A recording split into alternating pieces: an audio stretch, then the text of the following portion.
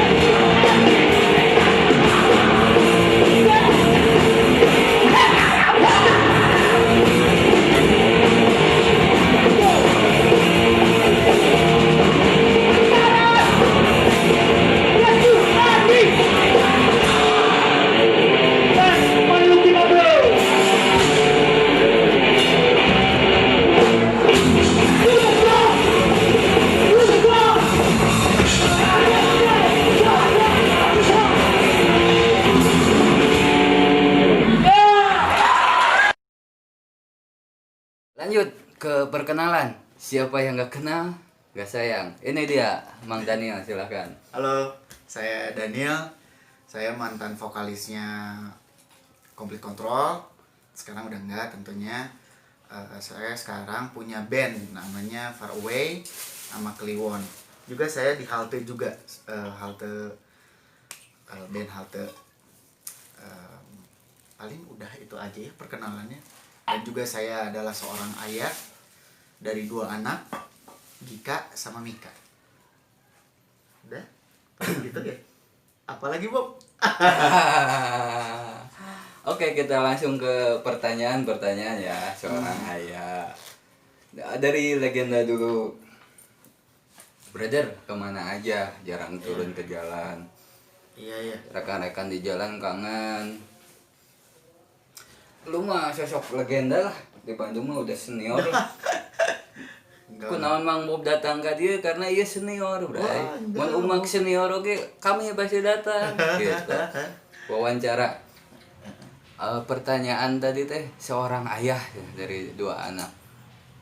Iya, masalahnya sosial ya. Ente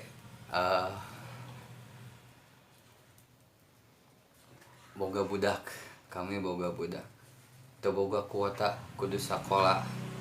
naon sekolah jarak jauh ya. Nih dari seorang ayah nih menghadapi situasi kalau kita nggak punya kuota anak kita disebut apa kayak gitu, positif dan negatifnya nih. Long distance studying apa ya sih bahasanya no keren tuh Iya, PJJ aja ya, pelajaran PJJ jarak jauh ya. ya bahasa Kalau Indonesia. bahasa Indonesianya mah gitu ya, resminya officialnya mah PJJ. Ah. Pelajaran jarak jauh gitu. Saya sekolah, anak saya sekolahnya Iya. nih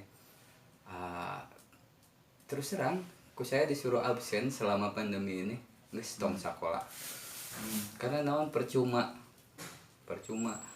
jarak jauh. So sekolah zaman kita dulu yang zaman apa tatap muka, kita pulang sekolah bengep-bengep tawuran kan. Justru sosialnya yang bukan dari materinya. Iya. Dulu mah borongan kita tuh. Rek pinter rek bodoh seangkatan lulus. Rek pinter rek bodoh rek EQ sabaraha seangkatan lulus. Justru ayeuna nu saangkatan lulus eta teh jadi donatur kami. Nyeun naon? Nyeun kedai kopi, nyeun restoran, bakmi, nyeun bakso, ngamodalan ka kami. 1 2 3 take we out. Oke. Masih dengan Mang Daniel dengan Mang Bob ngebahas tadi sekolah Anda. Udah kurang di alpakeun tadi bare data. Leutik keneh geus make handphone smartphone diantep ku keluargana kan dibukana naon si montok nu dibukana geura. Eta mah iya real deh siga kitu, makanya jangan dulu untuk masa puber, di bawah puber itu jangan dulu dikasih masalah yang kebebasan dalam dunia online, karena dunia digital ini gak bisa disaring, semuanya masuk. Kadang TikTok, kadang parah nama bray, parah nama micet tah parah nama. Yo lanjut lagi ke Mang Nadio, hampura kami geus loba ngomong naon lah, kita langsung ke narasumber. Eta mah keluh kesah kami tentang dunia pendidikan jarak jauh. Ke Mang Daniel nih. Mang Daniel, saya minta masukan di Mang Daniel untuk kondisi long distance studying PJJ lah apa tadi? Ya, PJJ pelajaran jarak jauh ya. Boleh Mang Daniel utarakan? Oke. Gini ya, kalau menurut saya pribadi gitu, sudut pandang saya. Tentang positifnya dulu atau apa negatifnya dulu nih? Bebas. Mang Bob. Ini mah channel yang gak berguna. Lur paremannya. Ulah ditonton. Pareman ulah di-subscribe sok. Oke. Mengenai PJJ, saya punya pandangan gini. Mungkin positifnya dengan adanya PJJ, anak itu bisa mendapatkan pelajaran itu mudah, tidak usah menempuh jarak, tidak nggak ada uang, nggak usah uang jajan gitu kan. Mereka sekolah di rumah, otomatis makan juga di rumah gitu kan, nggak ada ongkos yang dikeluarin juga, kita bisa hemat juga. Karena maaf, saya kelas pekerja Mang Bu Ya, sama. jadi buruh saya tuh ya. kita tuh buruh gitu, jadi memang bukan orang berada, jadi memang diuntungkan dalam hal itu. Oke, itu positifnya.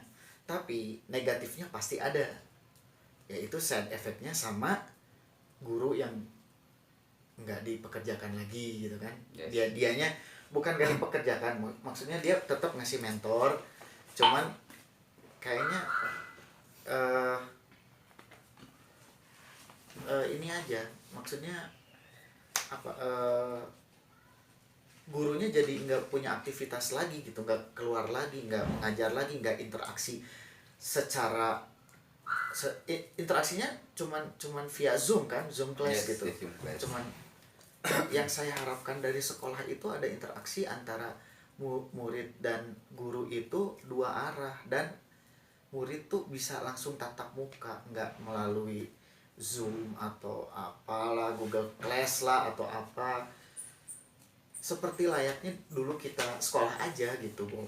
Maksudnya anak juga harus punya sosial yang tinggi gitu, punya apa, dengan mereka pergi ke sekolah, bertemu dengan teman-temannya dan bergaul dengan teman-temannya, itu dunia mereka.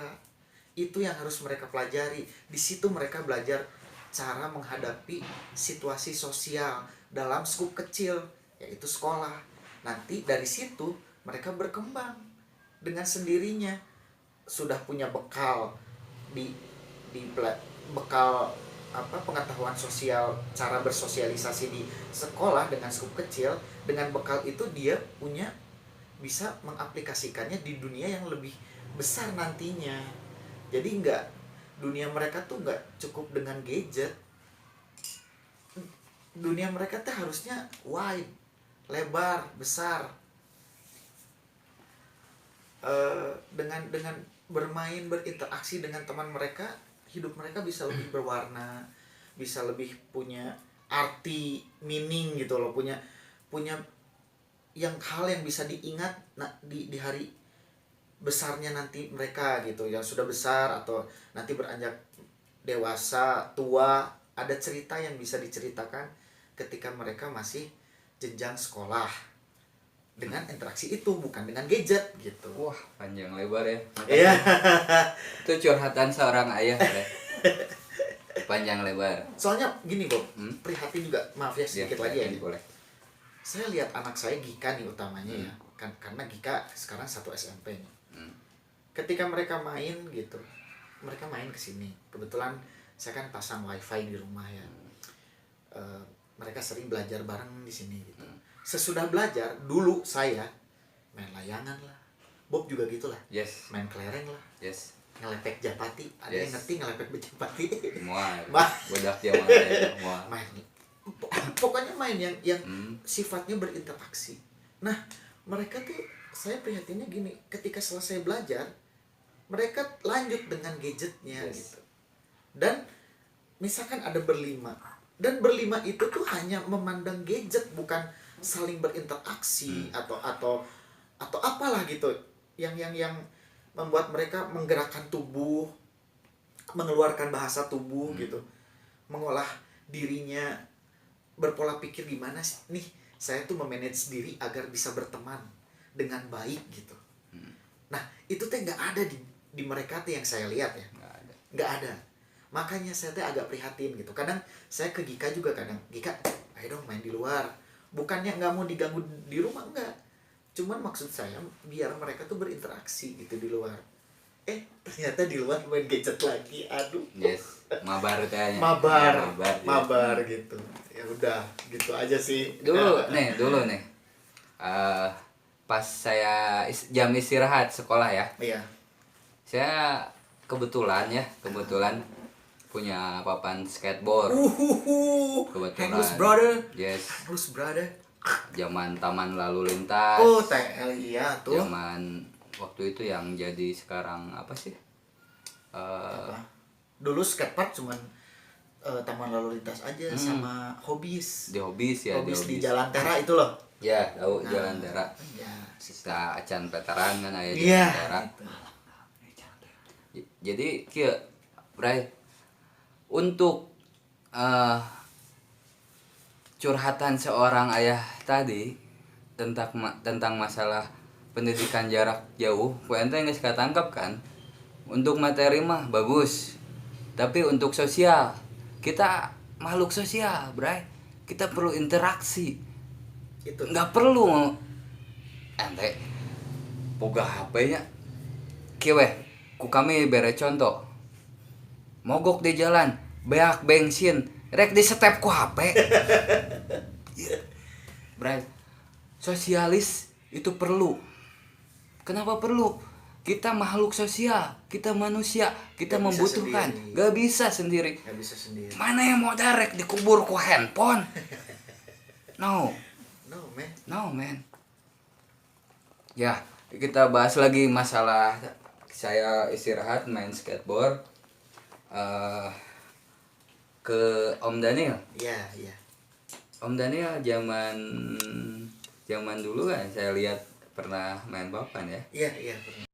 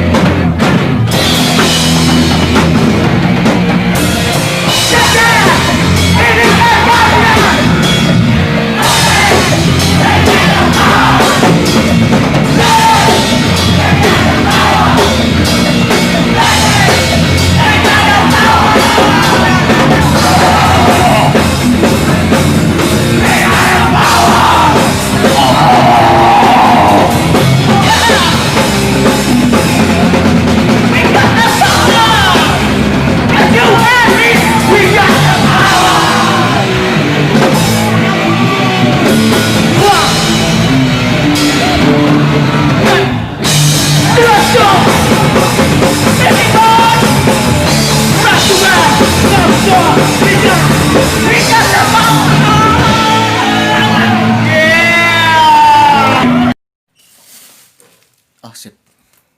Oke. Yo, brother, masih sama Mang Bob, masih sama Mang Daniel Complete Control X. Sekarang Far Away dan The Monkey dan apa lagi? Kliwon. Kliwon. Dia kreatif banget, brother. Icon yang satu ini kreatif banget. Saya mau nanya ini hobi. Saya pernah lihat dia di Taman Lalu Lintas yang Inong main skateboard. Kami rek bahas skateboard ayeuna. Da kami ge resep gitu nya. Yuk mulai. Hobi Mang Daniel, seorang ayah dua anak, seorang legend dan mangga hobi Mang Daniel. Kenapa tertarik ke skateboard? Kenapa jatuh cinta ke skateboard? Oke. Ada olahraga yang lain yang mendukung kepribadian Mang Daniel. Kenapa yang dipilihnya skateboard? Oke. Pertama banget waktu kecil teh saya lihat si skateboard teh waktu SMP kan sekolah di Balong Gede ya, di Pasundan 2, SMP Pasundan 2. Setiap pulang sekolah suka ada yang main skateboard di pendopo. Oh. Tahu pendopo ya? Pendopo ya. Ya, itu teh sekitaran berapa ya? tahun 95-an lah. Nah, pertanyaan saya yang mainnya itu siapa tuh? Yang main tikannya itu. Iya. Balong Yang Gede. mainnya teh itu anak-anak Balong Gede kayak Kuyanya Bu Imas, Oh. Koko. Oh. Iya, terus Itu mah atletnya. Iya. Atlet profesional. Nah, gara-gara ngelihat itu jadi pengen main. Tapi belum ada kesempatan buat waktu SMP belum beranilah minta beli papan karena ekspensif ya, mahal gitu Mahal kan. banget. Cuma hobis yang punya ya. iya. Nah, pada saat itu tuh ketika beranjak ke SMA, nah di situ saya coba beli papan sama Cing nanya, temen. meuli papan pertama di mana? Meuli papan. Nah, hargana sabaraha? Aduh, dulu teh zaman Potongna kusaha? saya teh beli papan Formula One. Oh, Formula One itu Formula agak One. jebrag ya. Itu jebrak Ya, sekali. jebrag sekali dan berat ya. Dan berat sekali. Iya, Untuk itu. trik pabelit ya. Iya. Formula One, tracknya Thunder waktu itu teh, terus wheelsnya teh Bones kalau nggak salah, dan bearingnya saya masih ingat bukan bearing yang bermerek itu, belinya di Bancai. Oh. Abek berapa ya itu nggak tahu. Bray, Thunder nu herang deh nu Yang petir, gambar petir. Berat. Nah, itu papan pertama saya masih ingat Formula One. Tapi saya lupa ya belinya teh apa second kalau nggak salah. Beli second, beli bekas waktu itu. Belum mampu beli baru gitu. Dan saya belajar di situ sama teman SMA saya. Ada teman SMA, kebetulan saya sekolah di BPI 2 ya. Saya sekolah BPI 2. Saya ketemu Doni di situ. Doni vokalisnya Soldier Fight. Terus ada Dida. Dida itu pernah jadi drummer pertama band saya, Other Side. Terus ngedramin Cuts. Terus jadi gitaris juga di Cuts. Terus sekarang Dida banyak bandnya, banyak lah. Oh, Soldier Fight juga sama Dida. Nah, terus ketemu Fajar, Busli bersaudara, Fajar, Firman. Nah, Fajar Firman kita se-SMA. Firman adik kelas saya. Kalau Fajar seangkatan sama saya. Sama Nova. Kalau Nova tuh bukan di BPI kalau nggak salah. Saya kurang hafal ya Nova. Paling bungsu dia kan. Fajar ke Firman baru ke Nova. Nah, saya main papan itu di BPI itu sama Doni, Dida, Fajar. Kita main tuh di basement. Di basement. Jadi BPI itu ada basementnya gitu. Kadang di basement, kadang di kan kalau di BPI itu ada Bintalis ya, Bintalis teh masjid yang di atas gitu. Nah, main di situ gitu kadang dimarahin lah, dikejar guru BP gitu. di Dirampas papan. atas tuh posisi ya. Iya. Luhuran teh masjid bisa main Iya, skateboard. di situ teh enak buat drop in. Iya, buat pertanyaan kami ya. Serius pisan. Serius banget. Nah, BPI berarti tajir. Beli papan. Aduh. Nih, uang untuk beli papan yang second itu dari siapa sih yang cerita? Terus terang ceritain. Untuk pertama kali mah minta, jujur aja, saya masih minta sama orang tua. Ke orang tua, Bray.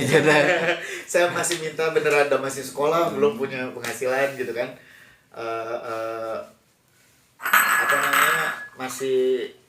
Masih ngandelin orang tua gitu.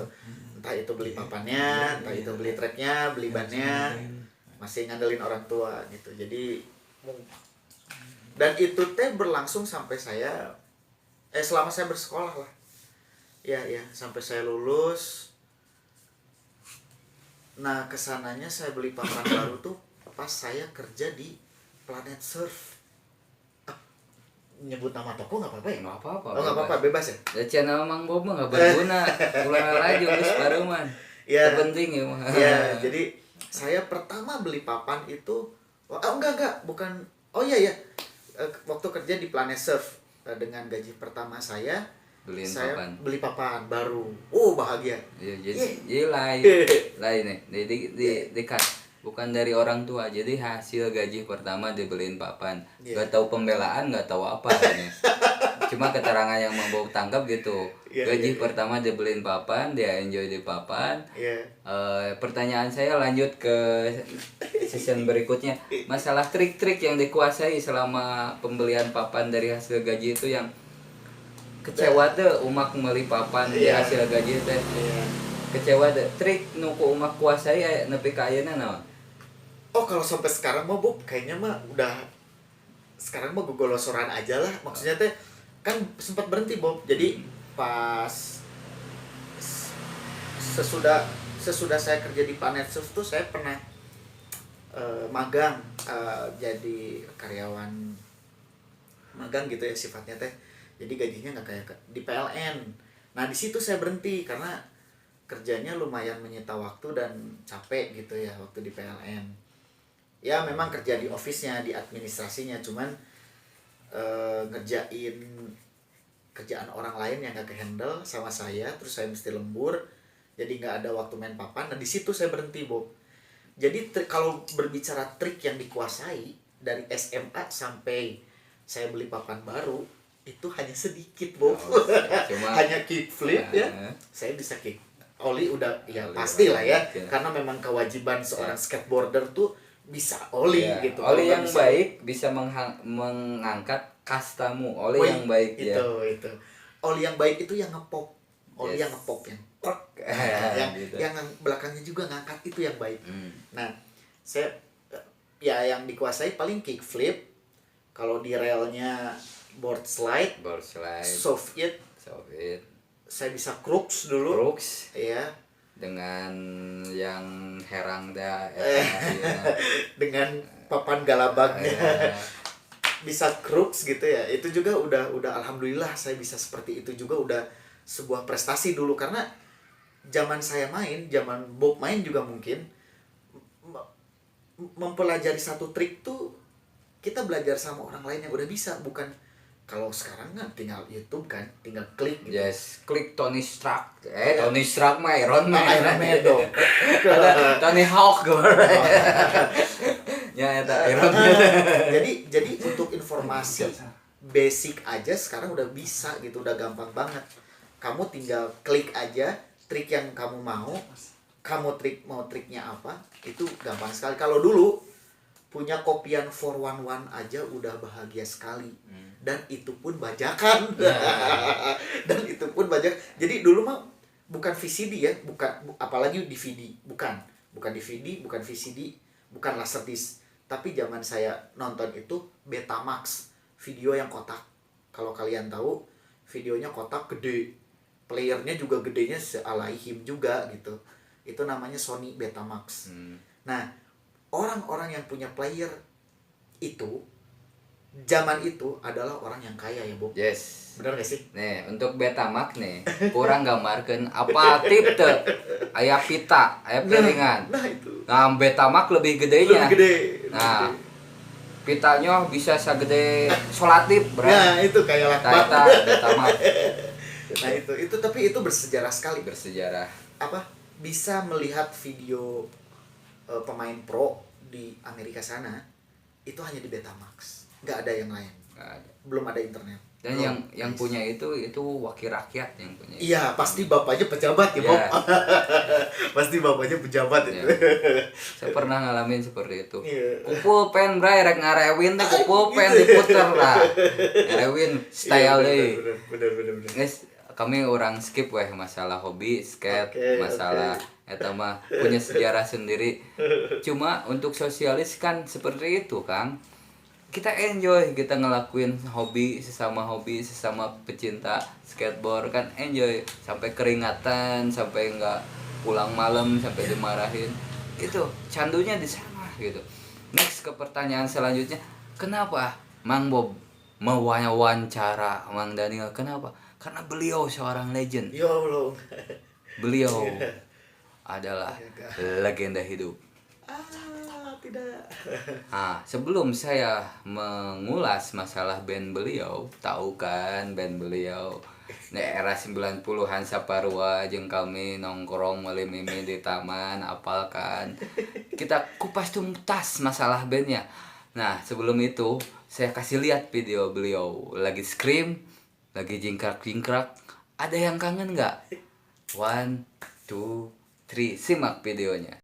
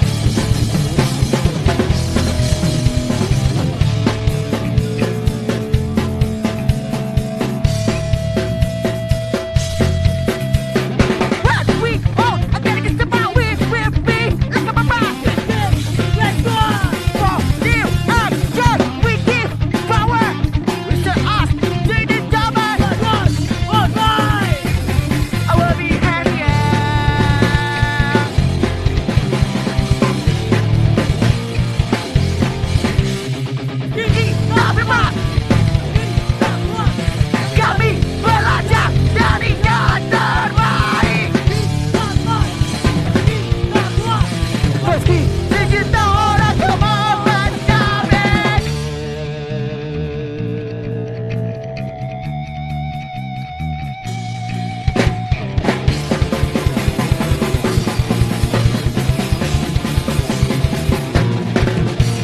When we are attacked about we will be easily of reality of mind. With our gifts, we are likely to run light.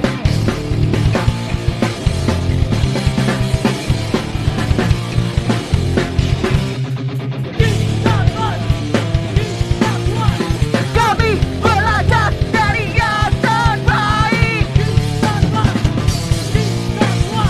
Meski sejuta orang semangat kami.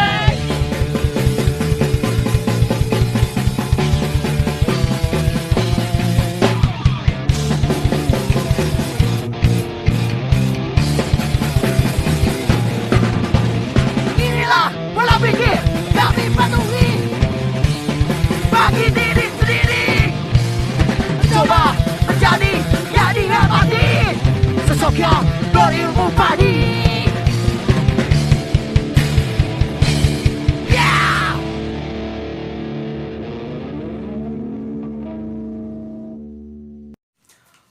Oke guys, di season terakhir Kupas Tuntas Mang Daniel X Complete Control dengan Faraway sekarang. Ditunggu aksinya di panggung. Saya masih kangen. Jingkrak-jingkrak. Suara cemprengnya. Pertanyaan kami sekarang seputar band. Tadi udah bahas tuntas masalah sosial, masalah hobi. Sekarang saya akan membahas masalah band beliau. Brother, Ya, pertanyaan saya sebagai apa di band teh? biasa karena saya pribadi mah nggak begitu paham alat musik. Yes. Jadi ya teriak aja lah. Oh, vokal. Iya, teriak aja lah. Iya, itu aja yang mudah. Yang mudah. Sadar. Vokalis sadar. Iya, ada cuman bisanya itu. Yes. Cuman bisanya itu Bob, serius. Saya tuh kangen aksi ngejam. Lur mun ente di 85, 87, 2000 di Separua beliau. Dengan tato X-nya. Enggak tato, maksudnya coretan. Oh, enggak ada ya? Enggak, bukan. Oh, ini ada jamnya tato. Oh, iya. Jadi itu Coretan, bukan pakai tato ya? spidol, pakai spidol. Nah, bukan tato seperti ini ya? Enggak, bukan. Enggak permanen. Enggak permanen, itu spidol. Nah, pertanyaan saya maksudnya apa sih? Lambang X itu apa sih? Oke, gini ya. X itu sebenarnya simbol aja. Itu kenapa ada X di punggung tangan. Dulunya itu teh gini, kan di New York atau di Washington DC tahun awal 80 sampai 90 itu banyak gigs punk kan. Oh, yes. Hardcore punk tuh gigsnya banyak dan mereka diadakannya di pub bar minibar gitu. Nah, setiap anak yang belum 17 tahun ke atas boleh masuk lihat gigs. Cuman sama security pub tersebut atau bar tersebut, sebelum masuk dia pakai X dulu. Kenapa pakai X, Bob? Karena kalau dia gini di bar kan bar tuh ada mejanya gitu kan, panjang gitu kan. Nah, kalau dia gini di bar tuh si bartendernya tahu dia pakai X, tandanya anak ini belum bisa dikasih alkohol. Yes. Itu. Jadi nggak bisa nih dipakai alkohol. Ada yang nangis. Jadi kenapa simbol X itu dipakai sama komunitas atau scene straight edge di New York atau di Washington DC dan Amerika khususnya, karena itu tadi gitu, karena menandakan bahwa anak ini belum bisa mengkonsumsi alkohol, dijadikanlah simbol itu. Yes. Gitu. Ya. Jadi dipakai gitu sama mereka yang straight edger. Come on man. Ya, come on man. Jadi yang saya simak gini, belum cukup umur. Ya, belum ulah cukup umur. mabok, asup kapab, tapi menang asup kapab. Boleh. Iya. Kan make tanda X. Betul, itu. lu kan udah tua, udah 18 ke atas. Kenapa masih ada X-nya? Iya. Ini apa, filosofi, ideologi atau pemahaman Iya. seperti apa? Sok, tolong jelaskan Iya. ke reka-reka yang belum tahu. Iya. Simbol X pas lu nyanyi teriak cempreng tuh apa sih? Ya gitu. Ya itu lebih ke simbolitas ya. Jadi menyimbolkan bahwa saya seorang straight edge gitu. Ini pride-nya saya. Kan boleh dong. Maksudnya boleh gini, bukan berarti jadi arogan atau sombong, enggak, Bob. Tapi gini, kalian punk nih. Yes. Identitas kalian saya pengen di mohawk dong. Saya pengen pakai spike. Itu kan bukan sebuah kesombongan, tapi sebuah identitas kan. Sah-sah saja. Dan saya tidak boleh menyerang itu. Tidak boleh mana sih mana di mohawk dapat rugi nyaho maneh pang. Oh, nggak bisa gitu. Itu mah pilihan. Choice. Everybody have a choice. Yes. Semua orang punya pilihan. Yes. Oke? Okay. Mau itu menjadi punk dengan yang identitasnya seperti itu, identitinya seperti itu, dan saya juga punya identity gitu. Dengan simbol X itu. Okay. Itu salah satu identitas saya untuk mengekspresikan selain lirik saya di band. Tapi mohon diingat ya, Complete Control itu dulu bukan band straight edge, karena yang lainnya bukan straight edge. Hardcore. Iya, hanya band hardcore saja. Jadi perlu penegasan gitu loh. Dan band yang sekarang pun yang saya rintis sekarang sama Mamang Oki, Olga, sama Andre, juga Papai, namanya Far Away, juga bukan band straight edge, karena hanya saya pribadi yang straight edge. It's a personal, bukan semua gitu. Okay. Jadi bukan band straight. Nah, jadi kalau ditanya kenapa, kan saya udah tua nih, terus kita main juga bukan di bar, kamu kan main pernah di pensi, di sekolah gitu, masa di X kan gak ada security. Ya memang bukan itu, tapi sudah menjadi simbolitas dari si straight edge-nya itu sendiri gitu. Jadi X di punggung tangan itu sudah bukan fungsional gitu. Artinya bukan fungsional, jadi lebih ke simbolitas aja. Kalau dulu di X itu ke fungsinya untuk menandakan bahwa anak ini atau personal ini belum bisa dikasih alkohol. Itu, Bu. Siap.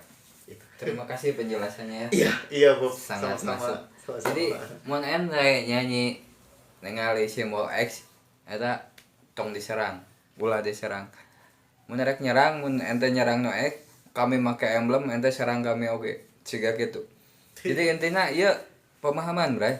Pemahaman ideologi straight edge. Nih, pertanyaan kami ke Mang Daniel, apa sih straight edge itu apa sih? Oh gitu. Straight edge itu apa? Straight edge itu sih intinya mah kalau diambil core-nya, intinya being a nice person. Be a nice person. Jadi ya mencoba menjadi pribadi yang baik gitu loh, Bob. Menjadi pribadi yang baik terhadap sosial tentunya, terhadap teman, keluarga, pokoknya orang-orang di sekitar kalian aja yang kalian sayangin gitu. Mungkin memang secara literatur Ian MacKaye menegaskan dalam lagunya itu ikon ya. Ian MacKaye itu vokalisnya Manor Threat. Ya, ikon Nah, itu. dia menegaskan bahwa straight edge itu I don't drink. Artinya saya tidak minum alkohol, tidak mengkonsumsi alkohol. Saya tidak, bukan jangan mengkonsumsi, bukan ya. Beda loh. Saya person berarti kepribadi, person. bukan untuk nyerang orang lain ya. Tolong dipahami. Yang kedua, I don't smoke. Artinya saya lagi, ke pribadi saya lagi, saya tidak merokok. Bukan melarang untuk merokok. Jangan salah arti ya. Yang ketiga, I don't fuck. Fuck di sini bukan fuck seks, bukan. Bukan, intuisinya tidak kepada seks. Tapi I don't fuck di sini, fuck yang artinya ngaco. Jadi saya tidak mau menjadi orang yang ngaco. Entah itu caranya dengan mabokkah, dengan mengkonsumsi alkohol kah, atau zat kimia lainnya yang memabukkan atau yang lainnya. Jadi fuck di sini bukan untuk hal yang seks intuisinya, tapi I don't fuck itu saya tidak ingin mengaco, tidak ingin ngaco. Pak ke mes ya. Ya, mess. Exactly. Fuck mess. Jadi tidak ingin mengaco gitu. Nggak ngaco, kelakuan saya nggak mau ngaco gitu. Saya pengen sehat, straight, baik sesama terhadap sesama gitu. Entah itu manusia, hewan, tumbuhan, baik semuanya. Itu aja sih. Itu straight edge. Jadi hal yang 3 ini, I don't fuck, I don't smoke, I don't drink, itu nggak jadi penting lagi ketika kita mikirnya bahwa oh saya tuh mesti jadi orang baik. Itu yang lebih penting gitu. Baik ke teman, ke semuanya, itu yang lebih penting daripada I don't fuck, I don't smoke, and I don't drink. Dan saya ingin menjelaskan juga gini, mungkin pada era 90-an straight edge itu diperkenalkan di Indonesia itu dengan dibarengi dengan faham atau ideologi vegetarian. Yes, vegan. Iya. Nah, banyak di antara kita, among us, di antara kita yang dulu atau mungkin sampai sekarang ya. Tapi saya rasa kalau sampai sekarang mah enggak deh. Soalnya informasi juga jadi memang straight edge itu tidak selalu harus vegetarian, apalagi menjadi vegan. Vegan itu menurut saya mah udah klasifikasinya sudah sangat tinggi ya. Maksudnya untuk menjadi vegan itu kalian pakai sabuk atau belt, kulit aja kamu nggak bisa karena kulit dari hewan. Kamu pakai jaket kulit aja udah nggak boleh karena kamu vegan gitu. Kalau menjadi vegetarian mah masih wajar, saya bilang masih ya menjadi vegan juga wajar, cuman kayaknya agak sedikit kesulitan ya kalau kita hidup di timur ini dengan kultur itu gitu, karena memang makanan-makanan yang dijual di pinggiran juga banyaknya ya ketoprak ya kan. ya itulah gitu Bob, straight edge itu gitu. Oke. Panjang lebar straight edge ya. Iya. Oh iya, maaf. Aduh, maaf punten. Mang Daniel. Oke. Cek dulu. Kami ker wawancara. Aduh. Kami ker interview, Bray. Aduh, ini gini. Mau kemana? Aku Mang Daniel. Iya. Mau ikut ke kamar mandi dulu ya? Boleh. Mau Ya. apa? Biasa. Oh, oke. Iya, siap. Punten. BAB. Iya. Iya, siap. Chan, jangan lupa mandi ya. Oh iya, nanti dulu ya. Dadah. Yuk lanjut ya. Iya. Jadi ada gitaris tengil yang tanpa strapnya tuh. Iya. Yang tengil banget tahu kan? Nggak pernah pakai strap ya? Iya, nggak pernah. Bob ya? Dia Dia mah gini aja. Edan gak sih skillnya? edan banget. Legenda hidup juga. Islam ya, legenda Islam. hidup juga. Ican. Islam never die. I can. Okay. Ican. I can. Ican. I can. Yuk, Mang Daniel kita lanjut bahasan band Oke, dan ya. vegan dan tadi iklan Mang Ican. Nih, harapan Mang Daniel, resolusi Mang Daniel. Kenapa sih Mang Daniel keluar dari band? Kenapa bikin band baru? Saya pernah dengar ini mah studi ilmiah lah mau diistilahkan mah. Kami kan teh sekolah teh kuliah. Dulu tuh ada band Blink-182. Iya. Berubah jadi transplant di sana ada Travis Barker, ada Jim Armstrong tapi kan nggak bertahan juga. Iya. Apakah Mang Daniel mau seperti itu ngambil orang-orang yang kompeten yang udah punya nama nggak nyusun di awal? Cek saya mah ya mah Aji Mumpung kalau mau bertahan ya dari awal, dari edge, dari telurnya itu muncul, merekah dan bangkit. Itu sekedar dari masukan sih dari Ya, nggak Mangkuk. apa-apa. Soalnya Complete Control itu keren, Bray. Pada zamannya. Gitu. Pas vokalisnya ya gitulah. Zaman Saparua, zamannya kami hadir di situ penikmat musik. Thank you Bu. Respect pisan. Ini harusnya bertahan, harusnya nggak usah bubar pakai brand baru sih sebenarnya. Iya. Kayak band-band lama kan masih nggak tahu sih komplit di dalamnya, mungkin itu mah ya. Iya. ke pribadi masing-masing. Sekarang pertanyaan saya ke resolusi Mang Daniel dengan band barunya, resolusi kedepannya untuk dunia musik dan penikmatnya tuh berjuta-juta loh, jangan salah. Waduh. Untuk straight edge-nya, untuk bandnya, untuk hardcore-nya, untuk punk-nya. Iya. Hargai mereka, konsistensinya. Iya. Oh, Resolusi. Oh iya. oke, ini udah Aduh. udah mandi kamu, ha? Enggak, Udah tadi mandi? tadi tuh saya gini ya. Kamera saya mati nih. Aduh. Nggak wawancara.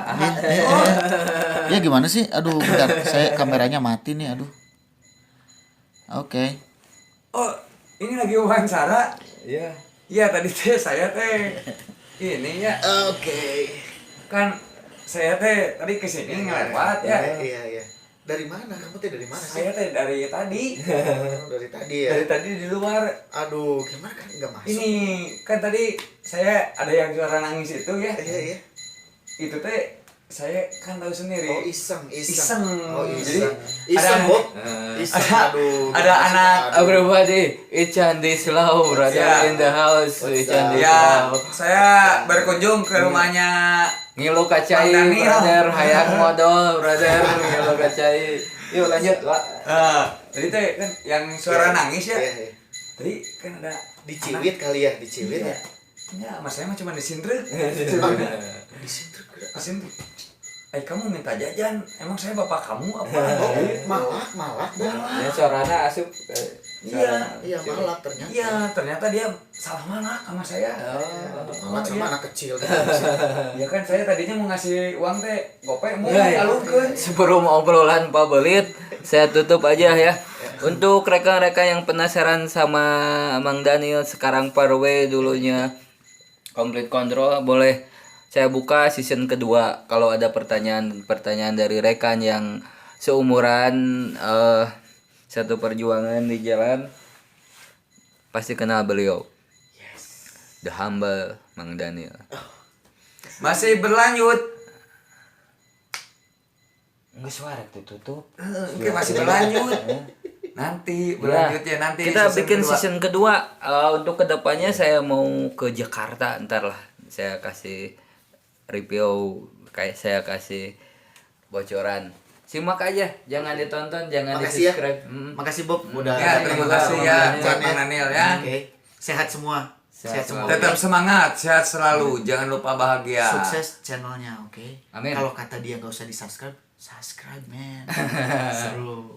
Yang penting mah unggal detik, unggal menit, lalajoanan. Dan hargai setiap teman kalian, oke? Amin ya rabbal Respect alamin. everybody.